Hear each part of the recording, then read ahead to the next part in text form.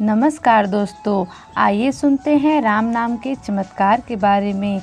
एक बार एक गांव में एक साधु रहता था। सारा दिन राम राम जपता रहता है और ढोलकी बजाकर कीर्तन करता रहता। उसकी कुटिया के पास जिस व्यक्ति का घर था वह उससे बहुत परेशान था।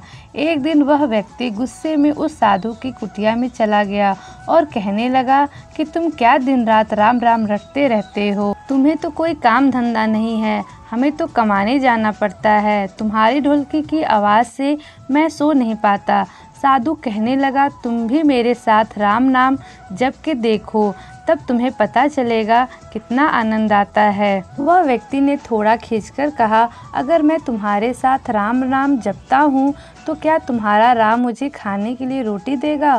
साधु कहने लगा कि मुझे तो राम नाम की अलग लगी है, मुझे तो राम जी की कृपा से हर रोज़ भोजन मिल ही जाता है। तुम भी राम राम जप के देख लो, मुझे भरोसा है भगवान तुझे खाने को ज़रूर देगा। वह आदमी उस साधु को चुनौती देता है कि मैं तुम्हारे साथ आज राम राम का भजन करता हूँ। अगर तुम्हारे राम ने आज मुझे रोटी खिला दी, सारी उम्र राम की भक्ति में लगा दूंगा। अगर नहीं खिलाई तो तुम ढोलकी बजाना बंद कर दोगे। साधु कहता है कि मैंने तो निष्काम भाव से प्रभु राम की भक्ति की है, लेकिन फिर भी मुझे तुम्हारी चुनौती मंजूर है। वह व्यक्ति साधु के साथ बैठकर राम राम का जप करता है और मन में निश्चय करता है कि चाहे कुछ भी हो जाए, मैं आज भोजन नहीं करूँगा। देखता हूँ इसका राम मुझे कैसे भोजन कराता है। राम राम का भजन करने के बाद वह सोचता है कि अगर मैं घर जाता हूँ तो मेरी माँ और बेबी मुझे खाने को कहेंगे और मुझे रोटी खानी पड़ सकती है, लेकिन मुझे साधु को चुनौती में हराना है। इसलिए वह घर जाने की बजाय गांव के पास जंगल में चला जाता है। जंगल में एक पेड़ पर चढ़कर बैठ जाता है। वह सोचता है कि मैं सारा दिन इस पेड़ से उतरूंगा ही नहीं, अन्न का दाना भी नहीं खाऊंगा। इस तरह मैं साधु को हरा दूंगा और उसका ढोलकी बजाना बंद हो जाएगा। कुछ देर बाद उस जंगल में एक बंजारों की टोली गुजरती है। उन्हें भूख लगी होती है तो बंजारों का सरदार कहता है कि आग जलाकर यहीं पर खाना बना लो, अब खाना खाकर ही आगे बढ़ेंगे। खाना बनकर तैयार हो जाता है। बंजारे खाना खाने ही वाले होते हैं कि इतनी देर में बंजारों को सूचना मिलती है कि पीछे से डाकू आ रहे हैं। तो बंजारों का सरदार कहता है कि हमें यहाँ से चले जाना चाहिए, डाकू हमारा सब कुछ लूट सकते हैं। वे बंजारे खाना वहीं पर छोड़कर चले जाते हैं। वह आदमी पेड़ पर चढ़कर सब कुछ देख रहा था। कुछ समय बाद डाकू वहां पहुंच जाते हैं और भोजन को देखकर डाकू कहते हैं कि खुशबू तो बहुत अच्छी आ रही है, लेकिन यह भोजन किसने फिर बनाया? बनाने के बाद खाया क्यों नहीं?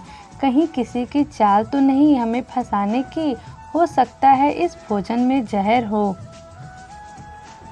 उसी समय डाकुओं के सरदार की नज़र उस व्यक्ति पर पड़ती है।